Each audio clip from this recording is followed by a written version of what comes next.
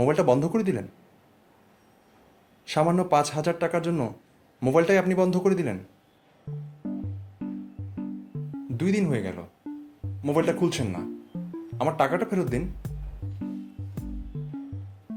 বুঝতে পারছি, আমার টাকাটা আপনি মেরে দিয়েছেন। আপনি আরও গরিব হয়ে যাবেন। দোয়া করি যেন আপনার ৫০,০০০ টাকা লস হয়, আপনি আরও গরিব হয়ে যান।